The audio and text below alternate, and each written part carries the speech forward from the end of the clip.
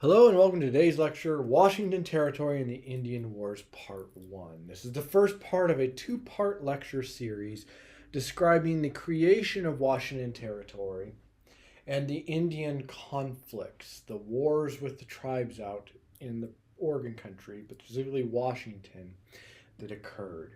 Chronologically, we're talking about the period 1846 to about 1877. Now, there are lots of developments that happened during this time period.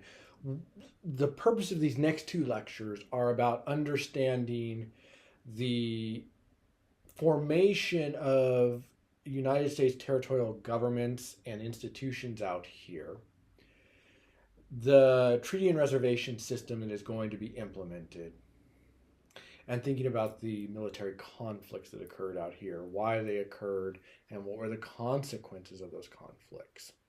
In the next unit, we'll do lectures that describe the settlement and development of economic industries and the path towards statehood, which will chronologically somewhat overlap with the material we're talking about in these particular lectures, but have a different foci and emphasis. All right, let's begin. Between 1847 and 1877, war between the United States government and the tribes of the West will rage. Now, this is the main period of military conflict between the tribes of the West and the United States government and its citizens. There are conflicts that extend into the 1880s, with the last one being in 1893. But the bulk of the conflict occurs during this 30-year period. This is where the United States makes war on the indigenous peoples of the West, primarily over their ancestral homelands, over the land itself. While every conflict is unique and every conflict will have its own series of causes, both long-term and short-term, the central conflict in all of this is the land. The United States is an expansionist, imperialistic nation, and the era of manifest destiny is moving west. It is taking territory that had been previously claimed by other imperial powers. With the Oregon country, we're talking about taking land that was previously claimed by the British Empire. With the Southwest, we're talking about land that had previously been claimed by Spain and then later the government of Mexico. It's not a topic we're going to talk about in this class, the Mexican-American War. That's a conversation for United States History 1 class, but we will have to reference it because the impact of that will have consequences for the Pacific Northwest. So I will address it a little bit, okay? A little bit. But what we're talking about is a period of imperial expansion which the United States has either negotiated with another country, in this case Great Britain and the Treaty of Oregon, or fought a war with another country, in this case Mexico. And either way, either through by negotiation or warfare, they have claimed territory with the explicit purpose of having that land settled and developed by American citizens. And if you recall, Native Americans are not entitled to the opportunities, rights, and protections of the Constitution and American law because they are explicitly understood as another country, another people. We'll get deeper into Indian policy in these two lectures. Don't worry about it, but just keep that in mind. Which means when the United States is acquiring this territory, it's acquiring land that it intends for its citizens at the expense of those who already live on it who are not considered its citizens. It's something that always has to be in the forefront of your mind. Also at the forefront of your mind has to be the land itself. The land that has sustained and supported indigenous peoples for centuries is now the very land that America and its citizens want to take away. In terms of the major conflicts during this 30-year period, conflicts in the Oregon country, the Pacific Northwest, bookend this period. The very first major conflict of the West happens in the Oregon country, and the last major conflict of the West happens in the Oregon country. So we bookend things here. Now, when thinking about the general background causes of warfare in the Pacific Northwest, so the warfare we're going to be describing in this lecture and subsequent lectures, you need to realize that while the causes are very specific, and we'll get into that for each conflict, overall, there are three major consequences, or three major causes for these. Three major causes for these wars. Number one, a differing conception of land. Land means something different to indigenous peoples than it does to American citizens. For American citizens, land is about economic opportunity and economic advancement. The dream of most Americans was to own land that supported and sustained you. In fact, until the 1830s or 40s, land was in some places a requirement for having voting rights, for political rights. When the Constitution was created, most states only allowed land-holding white males to vote. Now, by the 1830s, most of those requirements are gone, and there's universal white male suffrage. But land is still tied to status, to wealth, to security. And that's how Americans see the land, right? As a commodity from which so many important aspects of security, wealth, and status flow. The land is to be used for economic advantage and the advantage of the people who live on it. And of course, there is not just widespread belief in, but widespread desire for land ownership, to physically own the property.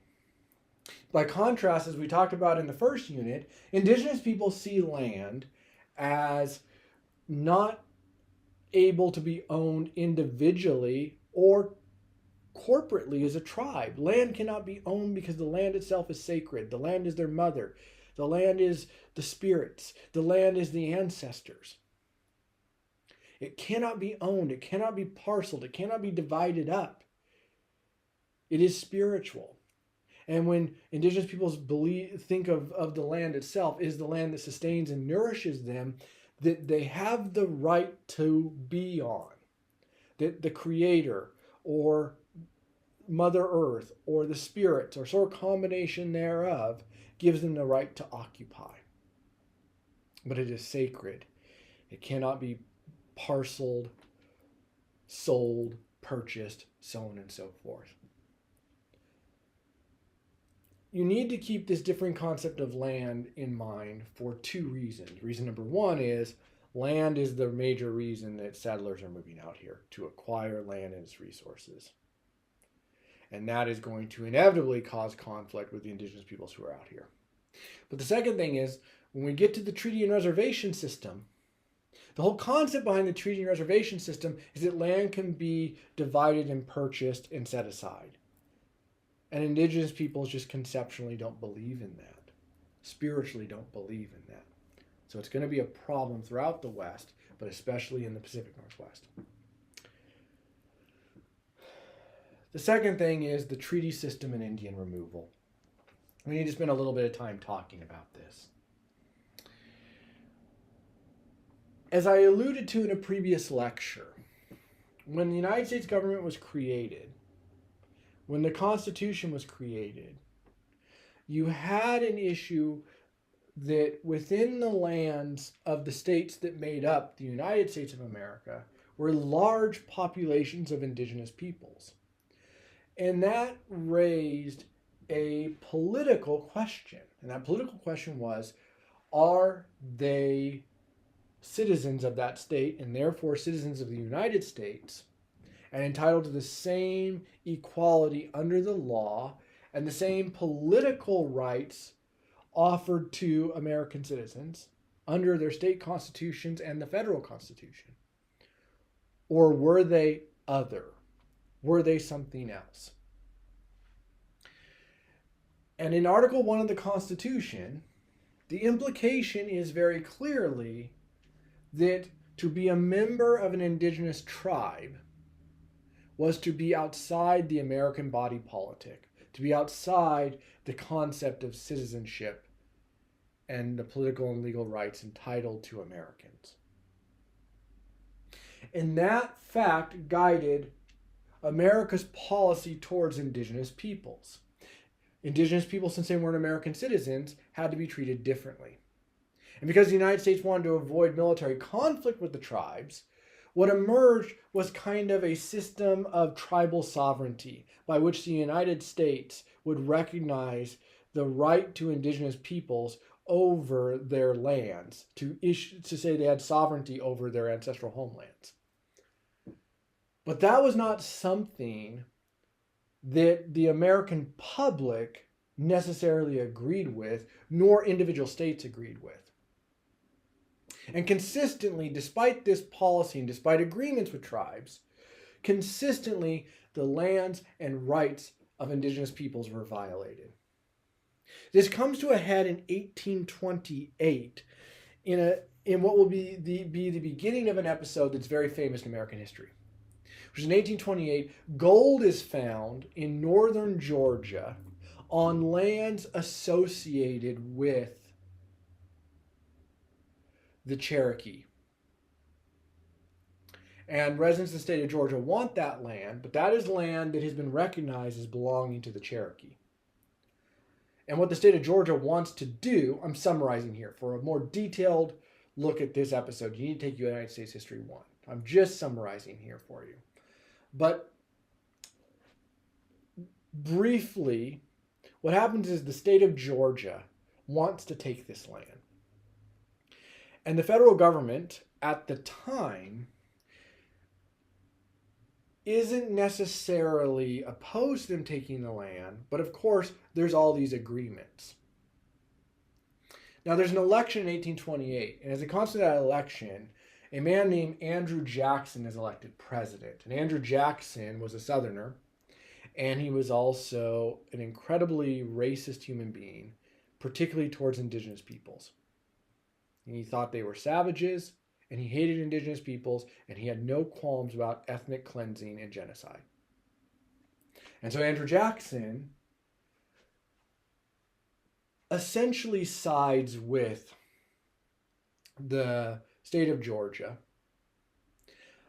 effectively allows them to seize the land of the Cherokee, and encourages Congress to enact a law called the Indian Removal Act. And this is a very important act in American history. And even though it's an act passed in 1830, it has huge consequences for what happens later in places in the West, especially in the Pacific Northwest. So the Indian Removal Act effectively says, if native tribes occupy lands back east that are desired by a state or its citizens, that effectively they should be removed west to Indian territory. So it's calling for Indian removal of lands that are desired by states or the residents of states, by American citizens. It's calling for ethnic cleansing, for the removing of indigenous peoples. Now, the Cherokee and other tribes affected by this sued the state of Georgia over removal, saying that they legally had the right to this land. And eventually, after some legal maneuverings, the Supreme Court under Chief Justice John Marshall will agree with the Cherokee. Marshall's rationale is fairly paternalistic and racist towards the Native Americans for why he sides with them, but he ultimately sides with them, saying that the United States government has a parental obligation to indigenous peoples to treat, because they're effectively children, and so these agreements must be maintained so that, like a parent to a child, the indigenous people have something to survive on. We don't know if this is true, but the famous legend is that Jackson, when he heard about the ruling of Chief Justice Marshall, says, well, Marshall has made his ruling, now let me see him enforce it. Constitutionally, the president's supposed to enforce any ruling by the Supreme Court. It's effectively the definitive interpretation of a law or an issue.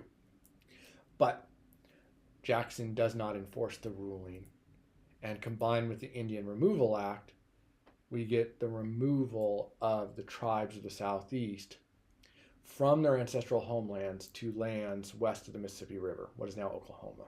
And this is known as the Trail of Tears, which continues, roughly from the 1830s all the way until the 1840s. There are removals all throughout the Southwest.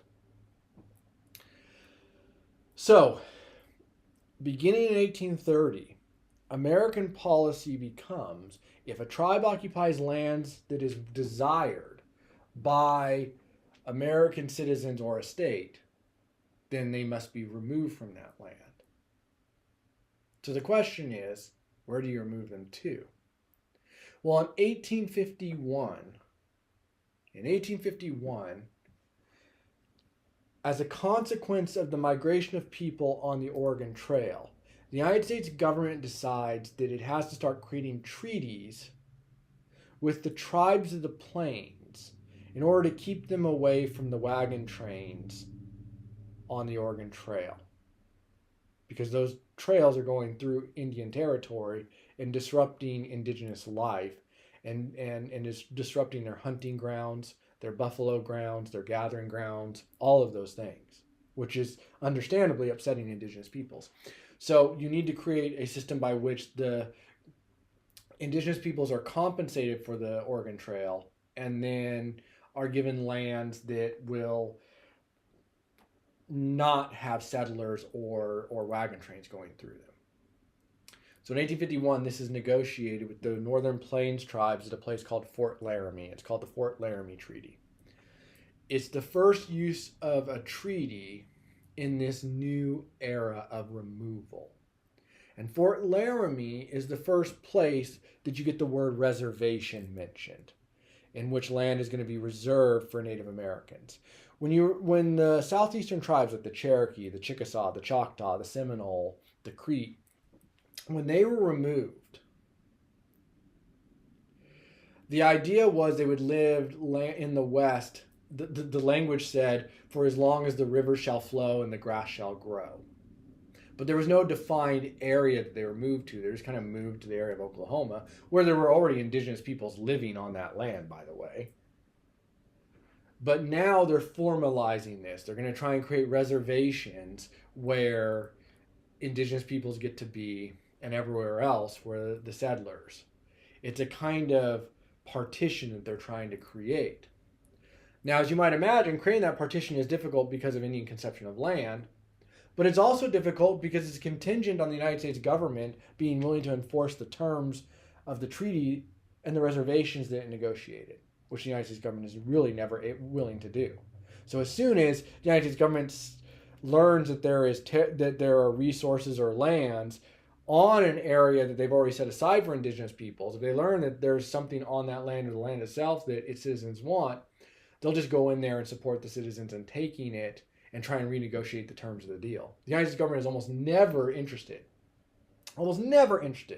in enforcing the terms of the treaty.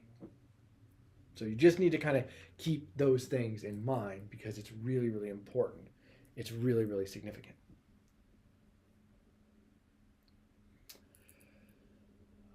In 1851, the Fort Laramie Treaty is the first time that we get the word reservation.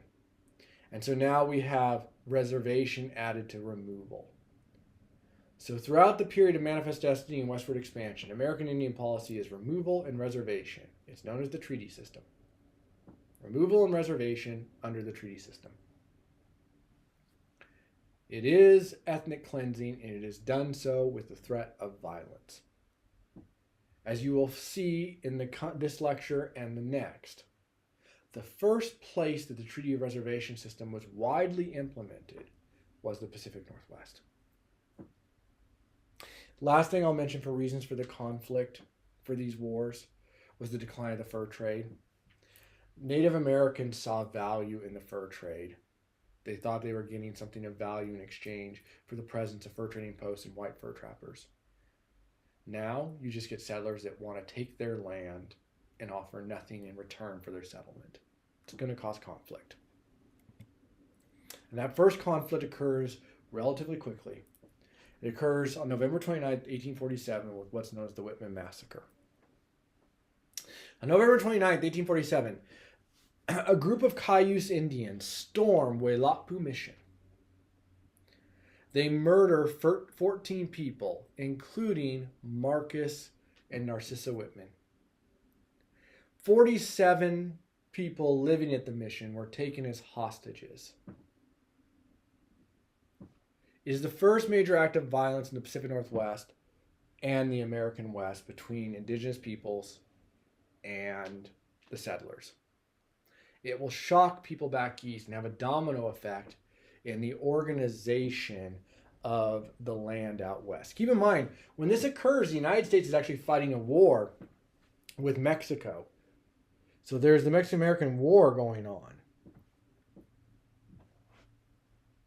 when this happens.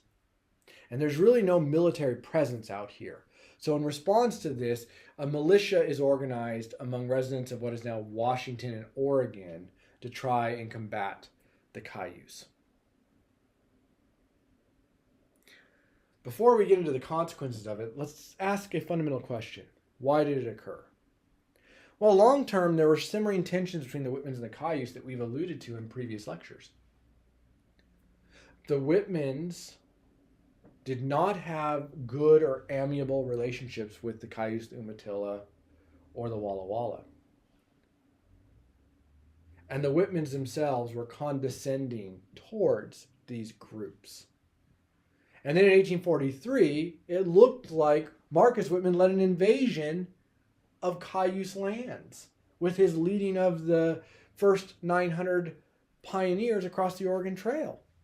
And after these 900 in the subsequent years, more came. Hundreds, thousands came across. And it looked like it was all Marcus Whitman's fault. So the Cayuse and other tribes are understandably very upset. But short term, a measles epidemic rages through the region, affecting both the white American population and the Indian population. And Marcus Whitman, as a doctor, treats both of them, treats all ill people. But the reality is that Indians are dying at higher rates than white Americans. And the reason for this is just infectious disease 101. Indigenous peoples did not have immunities to diseases that originated in Europe and Asia. And they didn't have that immunity because they'd never been exposed to them. Things like smallpox and flus and measles, those were things that had been that European populations had been exposed to for centuries, and therefore immunity existed in those populations due to just genetics. Whereas indigenous populations in the Americas never experienced some of these diseases and died from them, or at least died at higher rates from them. Disease was the mass killer of indigenous peoples from the moment Columbus and other explorers and colonists settled in the Americas up until the 19th century. Disease wiped out millions upon millions of indigenous peoples.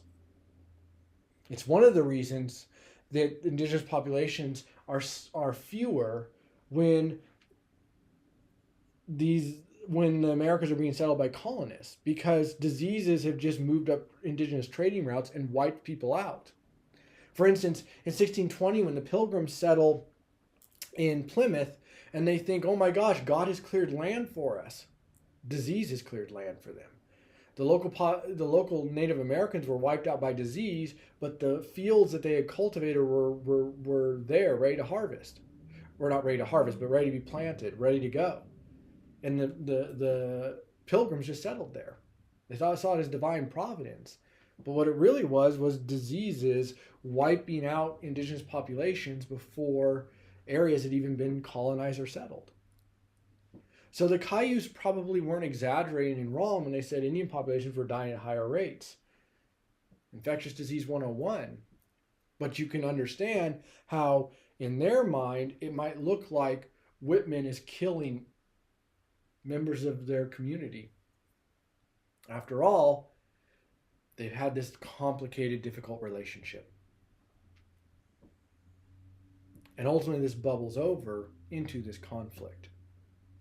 Now, some historians call this conflict the Cayuse War. I don't think it bears that title. It was never a massive war. The Cayuse went around trying to get indigenous other groups to other tribes to join this conflict. They never do.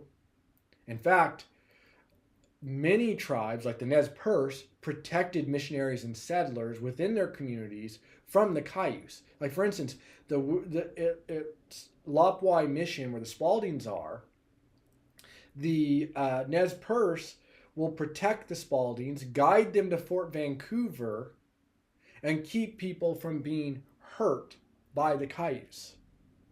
So this never becomes a region-wide war. Eventually, the local militia takes care of it. The leaders of the Cayuse who led this storming of the mission they negotiate the release of the hostages with them. They're arrested and put on trial. This is problematic, just as an aside, because what law are they tried under? They're not considered American citizens, so it just seems as if it's just ad hoc law being applied for them. So they're tried, convicted, and executed in 1850, and there's no other conflict. But panic set in the Oregon Territory. Many missions like Shimmikin and Lapwai were closed. Catholic missionaries remained and actually were protected by the tribes that they worked with. This led to a conspiracy theory throughout the Pacific Northwest, primarily spearheaded by Henry Spalding, that said that actually Catholics had instigated the Whitman Massacre, that they wanted to drive the Protestants out. There is zero evidence for this. It didn't happen. But it is a conspiracy that emerged around here. But one of the things the Whitman Massacre does is it convinces the federal government that there's a need to develop the Oregon Territory. So let's start thinking about that.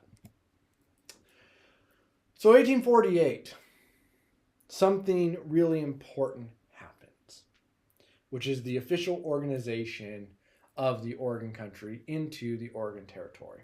Let's talk about that. In 1846, when the Treaty of Oregon, or the Oregon Treaty, was signed, it became part of the United States. It became what was known as an unincorporated territory. An unincorporated territory. Let me explain that terminology to you. Even before the Constitution was created, and there was what was known as the Continental Congress, which was operating under what were called the Articles of Confederation, which were signed during the Revolutionary War, there had been an attempt to deal with westward expansion. Because, of course, as you recall, the Treaty of Paris in 1783 grants a significant amount of land beyond the original colonies to the new United States. That land between the Appalachian Mountains and the Mississippi River. And so the United States had to decide what to do with that land. Ultimately, the Continental Congress passed something called the Northwest Ordinance. And that became the basis for what happens to land acquired by the United States. It was tweaked by successive acts of Congress, but the core idea stays the same, which is that the Northwest Ordinance establishes a process by A, how these areas are governed, and B, their path to statehood. So before an area is a state, it's a territory. Under this law, there are two kinds of territories, an unincorporated territory and an incorporated territory. An unincorporated territory doesn't have official government structure. But in the 1830s, the United States passed a law, or a series of laws, that basically said any American living in unincorporated territories still enjoys the protections of and is subject to American law. So theoretically, all Americans had still the legal protections under the Constitution, even though they're living in unincorporated territories without official governments. But without any official government institutions, you have to wonder, how the heck were they going to enforce any of this? And what that meant is settlers were kind of left on their own to create ad hoc structures and juries and courts to deal with this. In Oregon, they had to confront this issue in 1842 with something called the Oregon Provisional Government. We're not going to get into the details of this very much, but basically what you need to be aware of is the Oregon Provisional Government what it was is a wealthy American citizen died in 1842. He was a rancher, and he had a lot of cattle and wealth within the Oregon country. And when he died, there was a dispute over his will, who inherited everything. And this dispute basically led the American citizens here to have to try and figure out how to apply the principles of American law without the institutions and structures. And so they created something called the Oregon Provisional Government, which basically said they would create kind of like assemblies and councils to resolve disputes. It's a little more complicated than that, but that's in a nutshell what it is. It's nothing really official. Then 1846, the Treaty of Oregon happens, and this is officially an unincorporated territory. The United States, for 2 years, does not extend any structures to this region. It doesn't extend any structures to this region.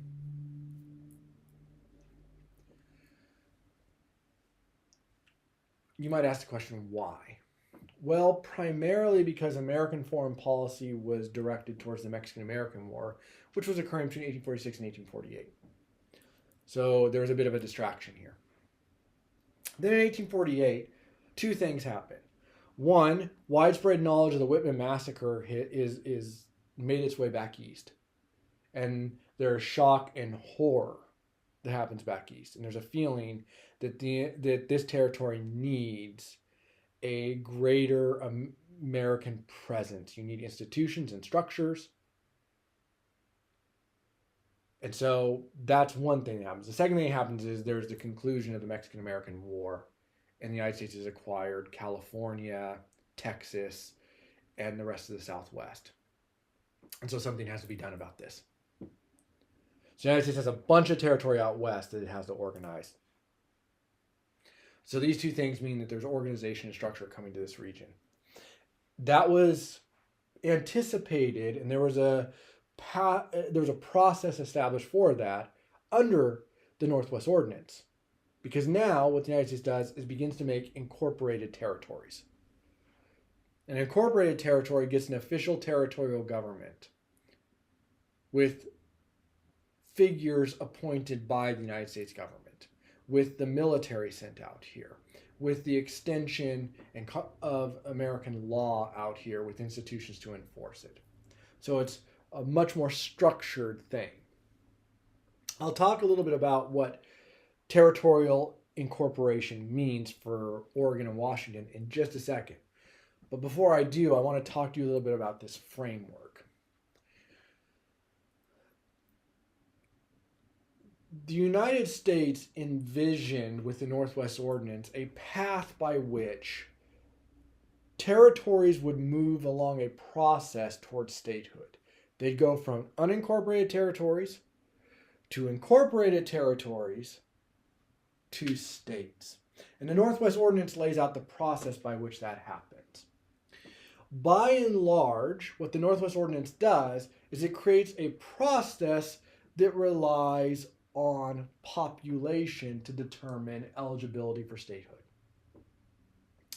It relies on a process that uses population to determine whether or not a territory can apply for statehood.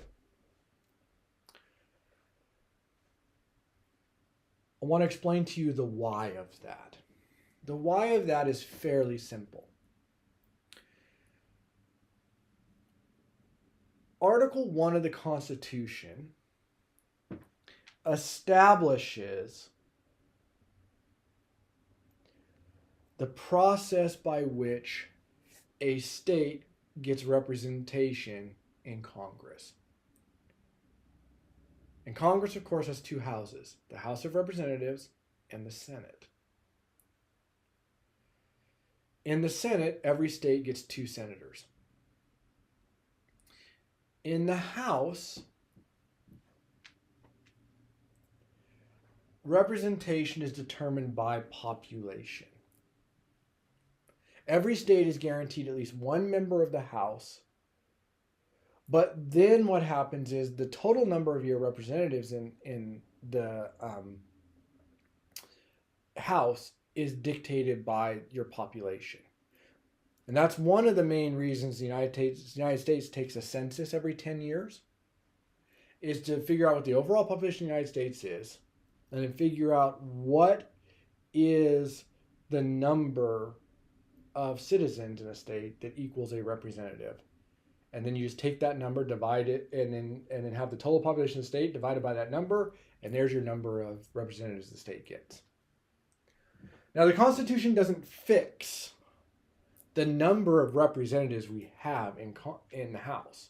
Like right now, there's 435 members of the House. It could be 300, it could be 810. It doesn't matter. All it takes is a simple law of Congress to expand or decline that number. But whatever the number is, you then take that number, like in this case it's 435, and you take the entire United States population, divide by 435, and that's the number of citizens per representative. And then you divide that out amongst the states, keeping in mind and allotting for every state is guaranteed under the Constitution at least one. So if you don't have a population that equals what one representative should be, you still get one. And where this factors for territories is, because territories are going to get representation, you want them to have at least the population necessary for a single representative in Congress. So you don't just have to give them one. That in a nutshell is kind of what's going on here.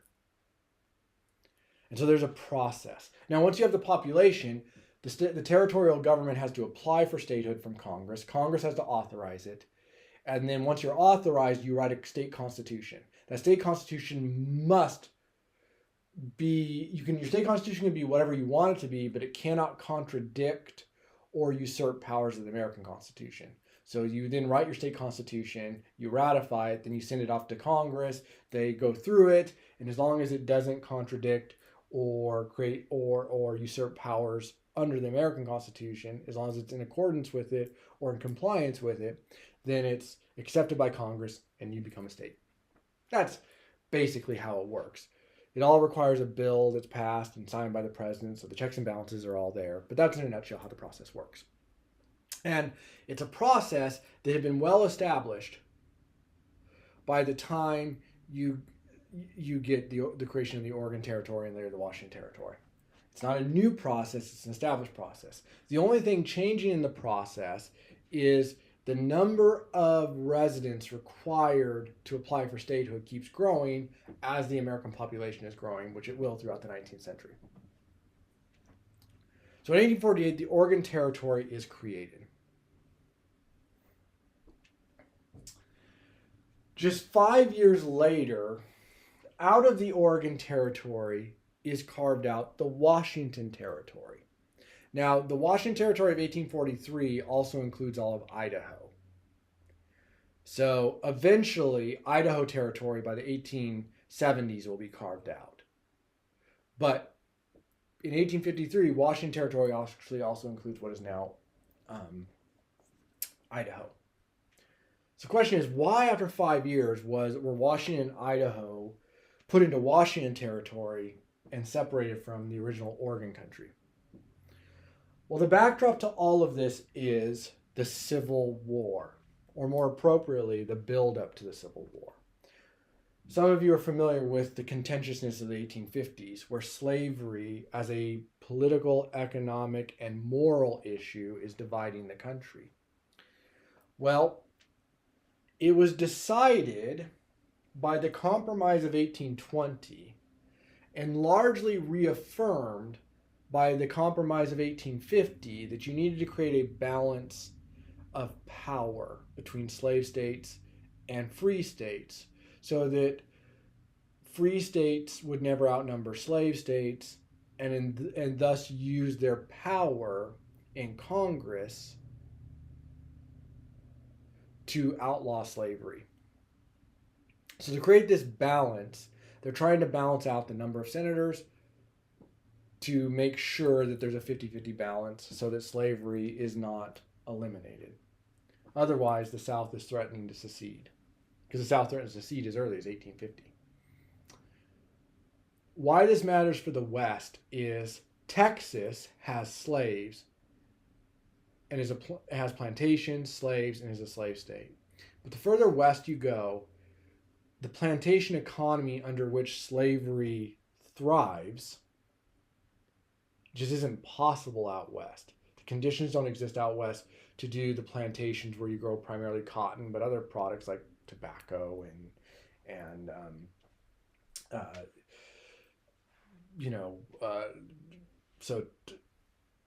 tobacco and sugar, which wasn't really big in the U.S., but rice in some of the coastal areas of the U.S. was a big plantation crop.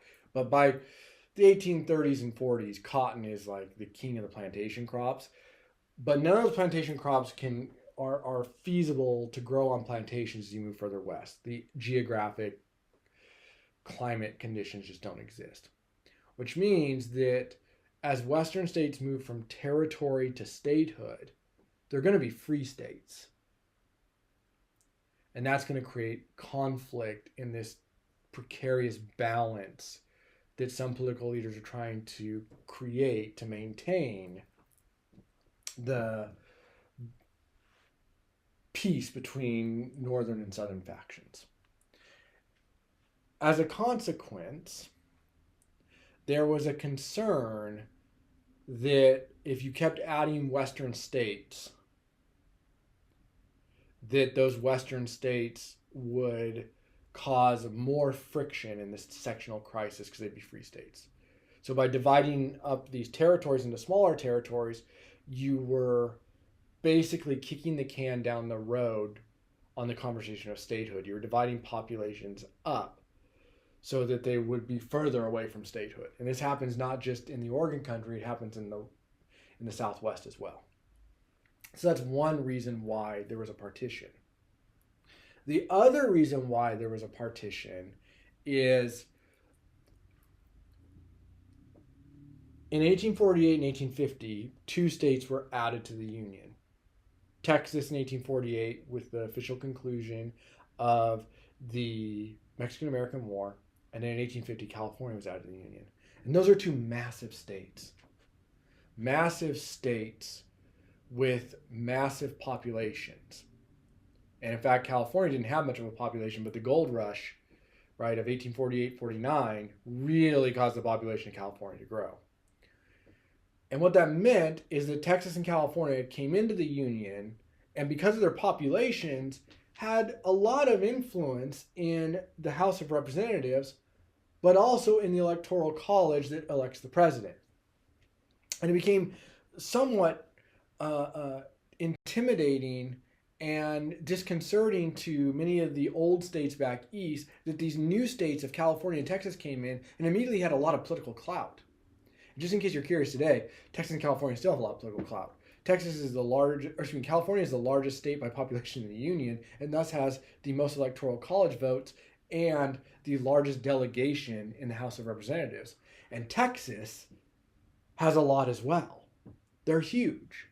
So this political clout problem really concerned many of these politicians back east. So they decided that was another reason to divide these territories up. So you didn't have think about what the Oregon Country, how big a state that would have been if Oregon, Washington, and Idaho all came in as one. So in part, they're kicking the can down the road, and in part, they're dividing up states so they don't have too much clout, or they're dividing up territories so that when they become states, they don't have too much clout. Now, when Washington was partitioned out of the Oregon Country, most of the population living in the Oregon Country was found in the Willamette River Valley of Oregon. So there's about 7,000 people out here. About 5,000 were found in the Willamette River Valley, which means there's only a couple thousand in what is now Washington and Idaho. It means it's a very, very small territory in terms of its American citizens. And never forget, because we're going to be talking more about this, the indigenous peoples live in this land. Indigenous peoples are the majority population, but they do not have status under American law. So, 1853, Washington Territory is created. From this point, just as an aside, from this point forward, we're going to follow mostly Washington state history. Just as an aside. Territorial governments were designed to mirror the federal government. So they had an executive branch, a legislative branch, and a judicial branch. By law, the executive branch consisted of the territorial governor, the superintendent of Indian Affairs, the territorial marshal, the territorial attorney general, and the secretary of the territory. These positions were all appointed by the president and confirmed by Congress. They were federal appointees. Now, oftentimes, some of these positions were combined. Most frequently, territorial governor was combined with superintendent of Indian Affairs. So, executive branch is appointed by the federal government. The residents of Washington Territory or any territory have no say in that. There is a legislative branch that consists of a territorial legislative assembly. This assembly is allowed to pass laws for the territory. Its representatives are elected by the residents of the territory. So there is some democracy in action here. However, all territorial laws are subject to veto by Congress. So Congress has oversight here and they can veto any of these laws they don't like. So even though there's some local sovereignty here, it's always subject to the oversight of Congress. The judicial branch, there's a mistake on the slide. It should say the judicial branch. The judicial branch consists of 3 judges, a chief justice, and 2 associate justices. They are appointed by the federal government. There are district judges appointed by the federal government. So there's a territorial Supreme Court of 1 chief and 2 associates, but they're appointed by the federal government back east. There are district judges, but they're also appointed. So the judicial branch is entirely appointed. There was local government. Local communities could incorporate and create towns, and those towns could then create city governments and have their local municipal judges and city councils and mayors and so on and so forth. That could be done. So there was local government that local residents could have enormous control over. But overall, these things are administered primarily by the federal government. And you should never forget the military's out here. There's a military presence and military forts. Now, residents could elect a representative to Congress. Every territory got 1 territorial representative to Congress that they elected. This person was supposed to be the voice of the territory in Washington, D.C. However, this person was in Congress, but they had no vote in Congress. None. No vote in Congress. They're just there in Congress, elected by the people of their territory, but they have no voting right in Congress. They're just there to advise and express the opinions of the territory. By the way, this system still exists today. Puerto Rico, Washington, D.C., they all have these representatives in Congress with no power.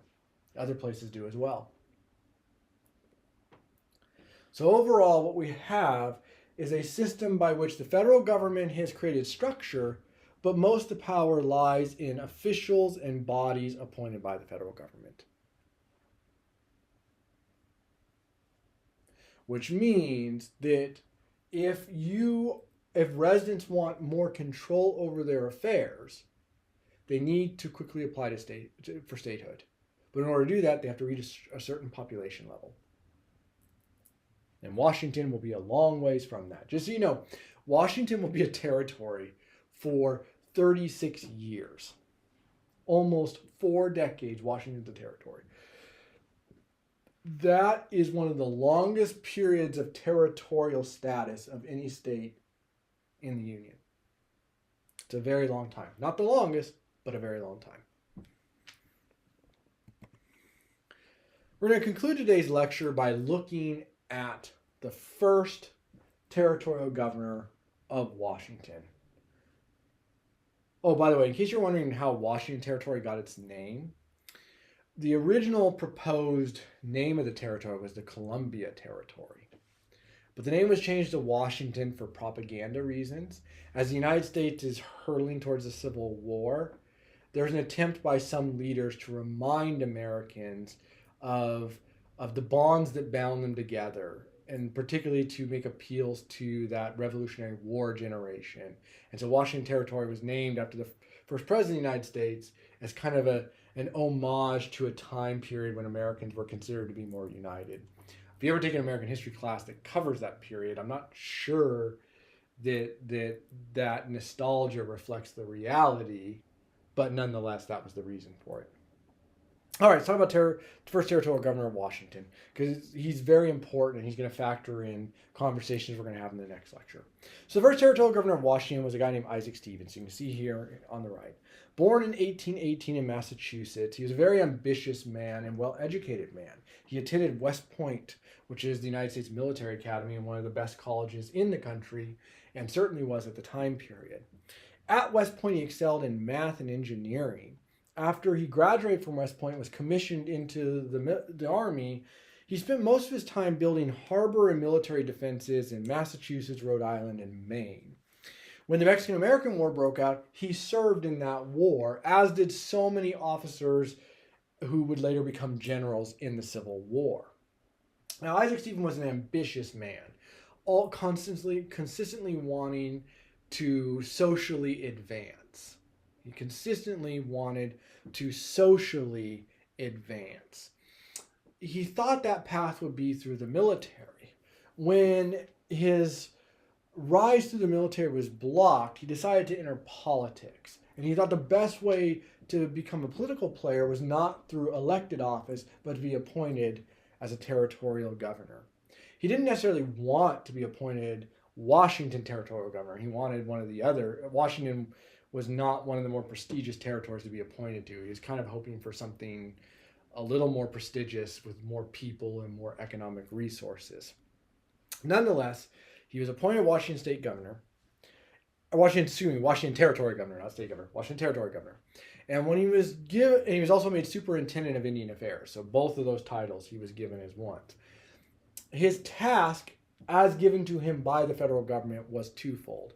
First, to settle Indians on reservations. His primary task is to start creating a reservation system out here. And it's basically the first reservation system. It's the first widespread application of the reservation system in the United States. In tandem with that, he's supposed to survey the path through the territory for a railroad. Railroad technology has been in existence for a couple decades. And in places like Great Britain and in the British Empire, railroads have been used successfully to both exploit resources and to militarily control areas. So it has economic and military means. And the United States sees railroads as the key to developing and controlling the territory it's acquired west of the Mississippi River. And so there are already plans for a transcontinental railroad, but the problem is that there's not enough knowledge of where to create it. So Stevens is supposed to remove Indians, and then once he's removed them, he's supposed to figure out where to put the railroad tracks and do these surveys. We'll talk about how he goes about this task in the next lecture, because it's very important for you to understand. But that's the task he's given. Now, he was pretty well liked by the residents, by the American citizens of Washington Territory. He was not well liked by Native peoples. He offended most Native peoples. We'll talk about in the next lecture. But by the American citizens living in Washington Territory, he was pretty well liked. So in 1857, he was elected to be the territorial representative back in Congress, which suited him just fine as this ambitious, ladder climber. He wanted to be where the political players were. So he spends 1857 to 1860 as a territorial representative. In 1861, he joins and is recommissioned in the Army at the start of the Civil War. The following year, he dies at the Second Battle of Bull Run, or the Second Battle of Manassas. All right. In the next lecture, we'll talk about the treaties that Stevens negotiated and the conflicts that came out of those treaties, as well as other conflicts. All right. I thank you for listening, and I'll talk to you again soon. Bye for now.